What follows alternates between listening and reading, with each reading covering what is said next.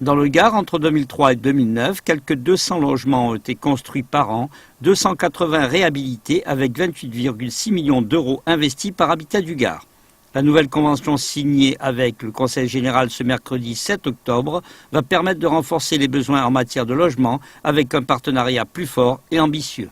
C'est jamais une évidence, je crois que c'est avant tout une volonté politique du président du Conseil général, parce que cette convention, déjà les aides qu'il a apportées par le passé, c'est déjà une très grande chose, une très belle chose, parce que c'est un des rares conseils généraux de France qui apporte les aides qu'il apporte au logement social.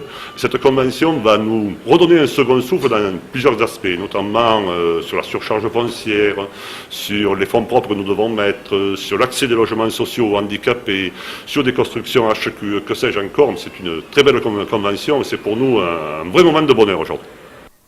Avec à ce jour 10 000 demandes de logements sociaux insatisfaits, le Gard a besoin de revoir sa copie. C'est ce que pense le président Denis Boide.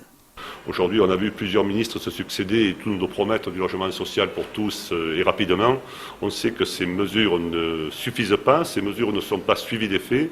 Je crois que sans la volonté politique des collectivités territoriales à une heure où on se pose le problème de savoir si elles vont continuer d'exister.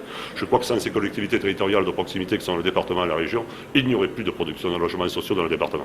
Le département n'est pas le seul en matière de pénurie de logements sociaux. Le Languedoc-Roussillon n'y échappe pas. Il faut apporter toute l'aide qu'on peut apporter ici, parce que Denis Boide, le président, le disait tout à l'heure, je crois que c'est 14 000 demandes de logements qui sont à fournir dans ce département, et on en fournit seulement 3 500. Ce qui veut dire qu'il y a une marge importante encore et qu'on est loin d'être au taquet. Et qu'on sait très bien que le logement, c'est les échecs de tout. L'échec scolaire, la maltraitance, tout y passe, quoi. Quand on ne peut pas se loger, ça ne va pas. La convention 2009-2011 propose 300 logements de plus par an, 300 logements réhabilités avec 4,2 millions d'euros du département et 39 millions d'euros d'investissement par Habitat du Gard.